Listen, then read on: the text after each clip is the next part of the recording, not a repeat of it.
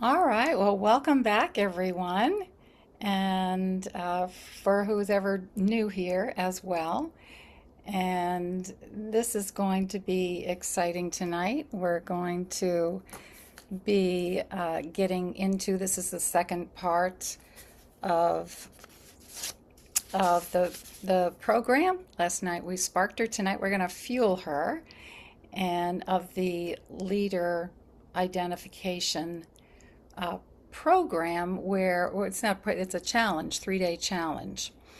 And so it's the confidence shift that we make to have that happen. So I'm excited. So what I would love to find out is for those who read their leader identity uh, identity this morning. Yeah. How did that feel?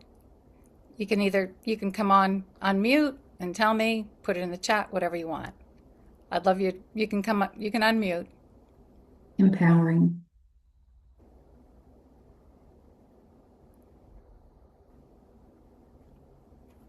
It was empowering, Karen. Oh, that's great. That's really good. Okay, wait a minute. I'm going to turn this up a little bit because I am not hearing this. And that's beautiful. Thank you for sharing that. You know what? Some people, it may be empowering, which is wonderful, just, very powerful. Some people, it could be uncomfortable because you're moving into new territory and we're always switching it up just a little bit. And it could maybe be both at once too. So that's great. So wherever you are, it's perfect. All right. So the key is that uh, that's the identity starting to take root. So every time that you say this, you're gonna if it was uncomfortable, it's going to switch into being more powerful. And so I also, invite you, you can always change those words as you go along and and to make it more powerful as you go. But I think this is a great place to start right now. So now here's what day one can't do on its own. It can give you the identity, but the moment real pressure hits a high stakes meeting, if you are in a high stakes meeting or a difficult conversation, or maybe a moment where someone challenges you publicly, your nervous system will try to override that identity. And what happens? Your cortisol spikes, your heart rate goes up, your voice gets tight, and your mind gets quiet. And it gets quiet when you really need it to be loud. And here's the painful irony: the bigger the moment, the more your body fights it. So today, we change that. And today, you're going to get the tool. And I want to introduce you to the framework that underpins everything that I do with my clients. And it's called Peace, Confidence, Power. Most people think confidence is something that you perform, that when you dress right, you rehearse enough, you push through fear, and eventually, if you do it long enough, you feel confident. And that's backwards. It's exhausting. Real confidence is not a performance, it's a byproduct. It's what happens when you are internally peaceful, when your nervous system is regulated and your body is not in threat mode. So peace comes first. Peace comes first. Confidence flows from peace. Power, real, sustainable, undeniable leadership power flows from confidence. When you are internally steady, your leadership becomes undeniable. not louder, not more polished, undeniable. You never notice how people just get louder sometimes when they want to come across like they're confident? Yeah, I love that quiet confidence in people, that knowingness that we just got this. And that's what I'm going for. That's what I work with my clients. I have a program called the Leader Identity, and that's what we work on. So, what disrupts this peace? Fear. Fear, right? Specifically, unmanaged fear. Who can relate to that, right? Yeah. And I want to be clear about something though. Fear is not your enemy. Fear is information, and it tells you something matters. It tells you you're in a high stake moment that's actually useful. That's actually very useful information. So, what is your enemy? And that is unmanaged fear. Fear that runs your nervous system without your permission. Fear that hijacks your voice, your presence, your authority in the exact moments that you need them. The exact time you need them the most. So the goal is not to eliminate fear. The goal is to metabolize it, to use it as fuel instead of letting it become friction. So let me give you an example. Think about a moment when you had to speak up in a meeting or maybe push back on something. Or maybe you had to share an idea where you weren't sure that it would land. Or you had to take up space more than you're used to. What happened to your body right before you spoke or right before you chose not to? Think about that. If you can put that in the chat if you can. What came up for you right before you spoke or before you chose not to?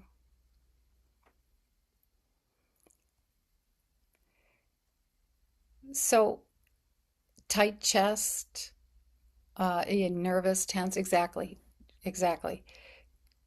Tight chest, racing heart. Uh, I went blank.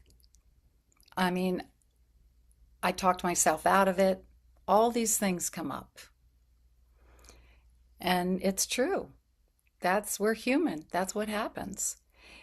And so this is just your nervous system doing what nervous systems do. It detected a perceived threat, visibility, judgment, rejection, and it flooded your body with cortisol to protect it. So you've heard the story about the cavemen time, right? Um, back when they had to go after saber-toothed tigers, right? They needed that fight and flight. And so they were given a lot of cortisol. And what happened is that got passed down through the generations. And so we still have way more than we need. We have our systems go into fight and flight, and we have way more cortisol than we need. So it's harder for us to regulate that. And the problem is, so you don't need protecting when this happens. You need to lead, right? You get this tightness and tenseness and everything else, and you need to lead. And your body doesn't know the difference. And this is why regulated leaders have such a visible edge. And it's not that they're fearless. I mean, we all when we're speaking, we feel fear, we do it anyway, right? Feel the fear, do it anyway. It's just that they've trained their nervous system to stay in the zone of peak performance even when the stakes are high. Look at people like, I always was amazed at quarterbacks, probably because my son was one, but watching them on the field, I mean, they run the whole game. I mean, they don't really, but they direct it. They direct the whole, and they've got to stay cool as a cucumber. And if you can't do that, you can't be a quarterback. So that's what, as leaders, speakers, whatever you choose, and even if it's just leading in your family, that's what we're building today. We're regulating the nervous system. And so I'm going to teach you the exact reset tool that I give to my one-on-one clients in my program the first week of working together. And they use it before every high stakes moment. Now, it could be a meeting, it could be presentations, interviews, difficult conversations that we have. And it could be in a business situation, it could be in a family situation. And it takes about 60 seconds and it works. And by the time you walk out of this challenge, it will be automatic. So that's why we're practicing this each night. So here's how it works, and we're going to keep building on this. I'm going to explain this before we do it. Let me just get this out of the way. So here's what we're going to do. So for the first 30 seconds, we're going to be regulating the breath. So I'm going to take you through this. I'm going to guide you through it. And it's breathing in for 4 counts. And that's hold at the top. You're going to hold that in for 4. And then we're going to exhale slowly through your mouth for 6. And we're going to do that 3 times. Now, this is not just a calming trick. This is physiology. The extended exhale activates your parasympathetic nervous system, your rest and your regulate system, and it signals your body there's no threat here. Cortisol drops. Your prefrontal cortex, the part of your brain responsible for clear thinking, language, and executive presence, comes back online, comes back to you. And then the part 2, the second part of this, is to anchor that identity. So what we're going to do is we're going to use the same anchor that we used from yesterday. So we're going to put, again, the thumb and forefinger together. Has anybody tried this?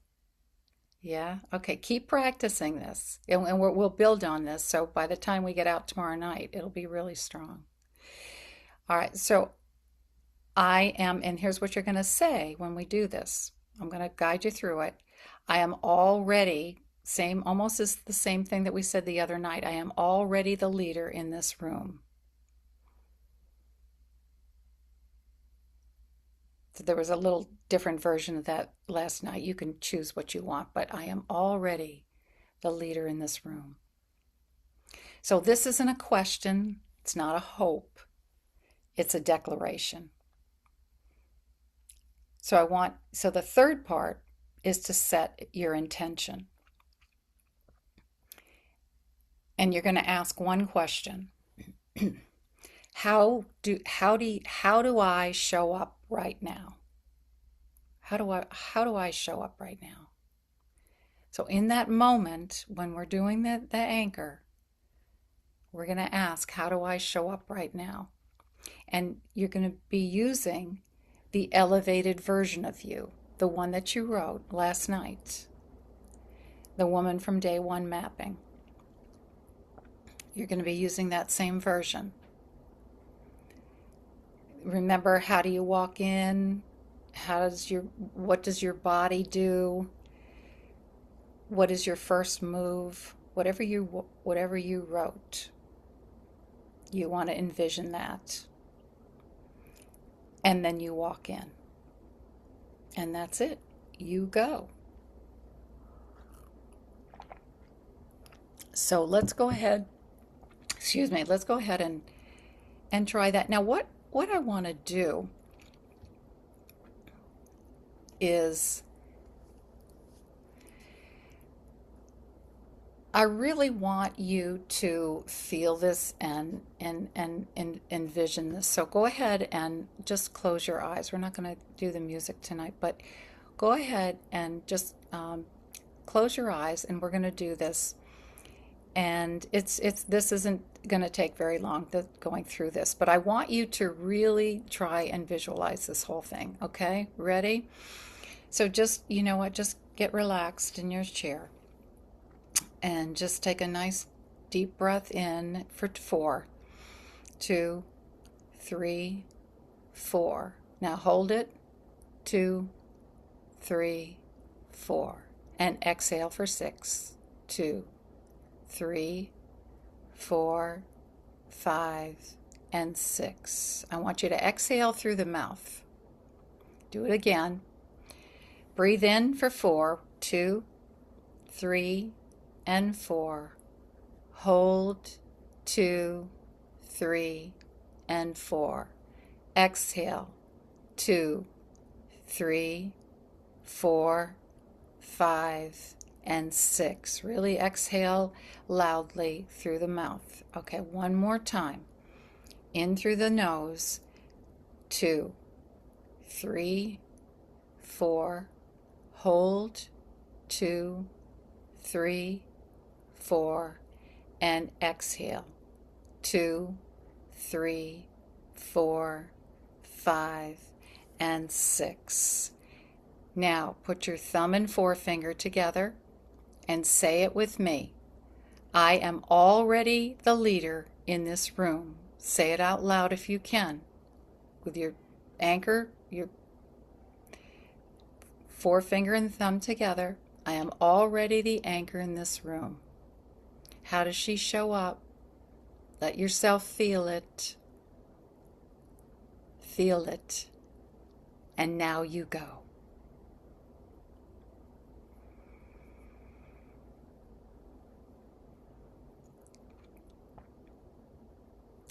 You can let go of that anchor.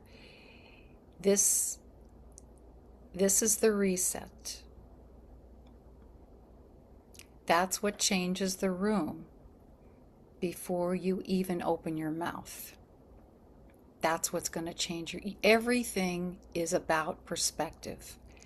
Everybody sees things through different lenses. We all know that. And if you can see it through this lens, through this visualization, what I love about this visualization is so powerful. I don't know if you all use this, but it's such a powerful tool. I remember, I always bring up sports. I did a lot of sports, but in track, I remember I used to sit down and visualizing myself running. Used to be called the 220, the 200 meter, but finishing, I used to visualize myself at the end, going through, being the first one. Now, Tiger Woods uses Michael Jordan, all the great athletes use visualization. So this is really key. If you can get this down, if you can practice this, and this is what we do in my program as well, but that's going to be very, very powerful. So now I want to go a layer deeper with that, because the reset works in the moment, but we also want to start rewiring how you relate to fear itself. So most high performing women have been unconsciously treating fear as a stop sign. So the feeling shows up, and the internal message is, you're not ready. You pull back, wait. And so we're going to rewire that message. Think about you're expanding. This is what growth feels like. Keep going. And so this is what I want you to write down. Here's the reframe. Discomfort is not danger. Discomfort is expansion. So I would tend to use that last part of that. Discomfort is expansion. But you know what? In your mind, you want to tell it. We've got to instruct our mind. Remember, we talked about that last night. We have to instruct our mind what to do. We have to give it instructions. It's kind of like a text message, right? If you write random letters in a text message, what's the other person going to say? What is this, right? So if we're sending messages to God, right, the universe, whatever, we want to be specific. So we want to say, danger is not discomfort's not danger, or reframe that, discomfort is expansion. So that's the line I would use. I would use discomfort is expansion.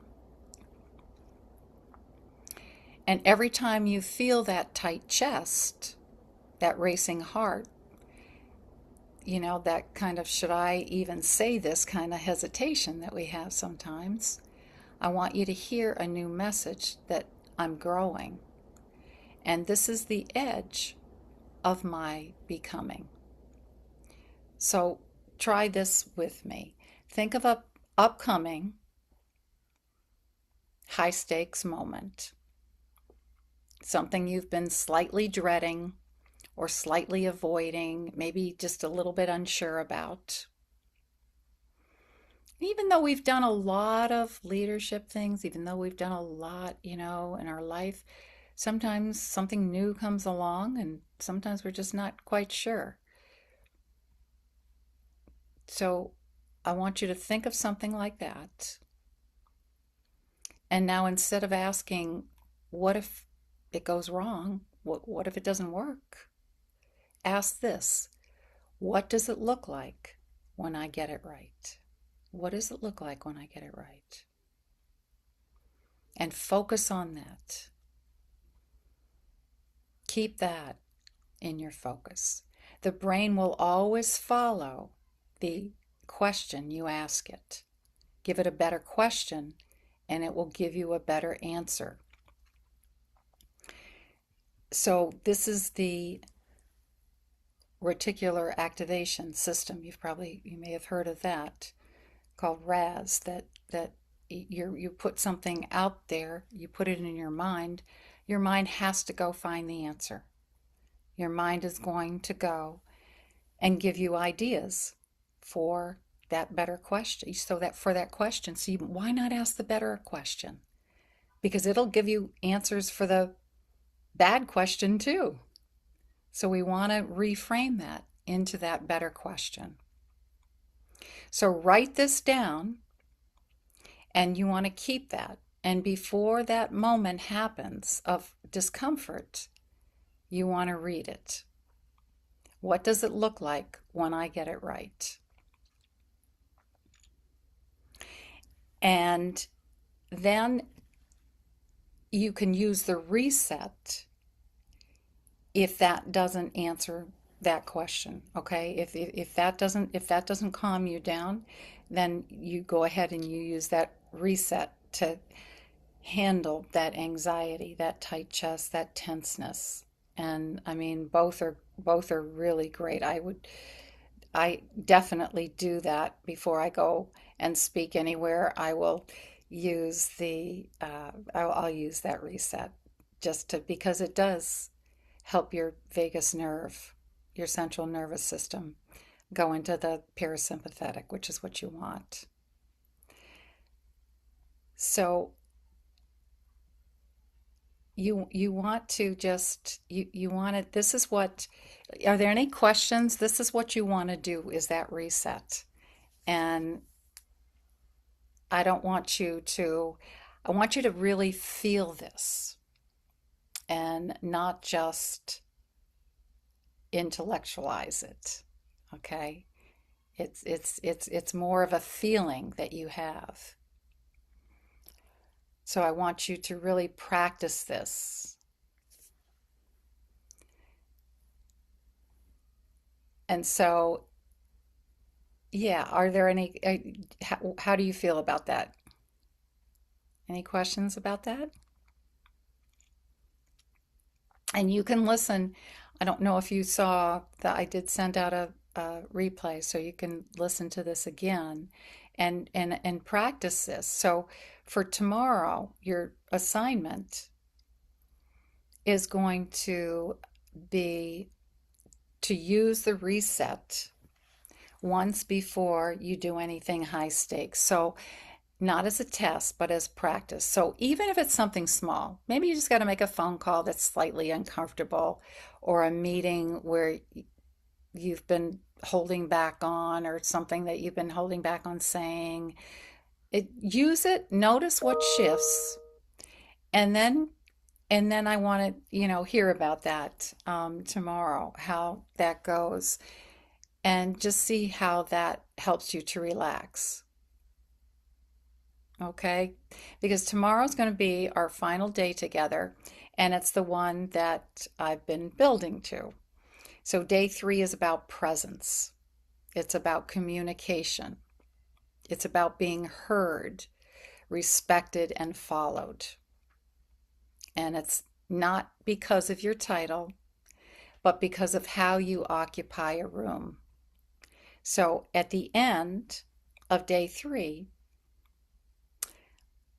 you're going to feel you're going to feel empowered. You're going to have all the tools that you need to walk into that room, to make that phone call, to relax, to help you in everyday situations.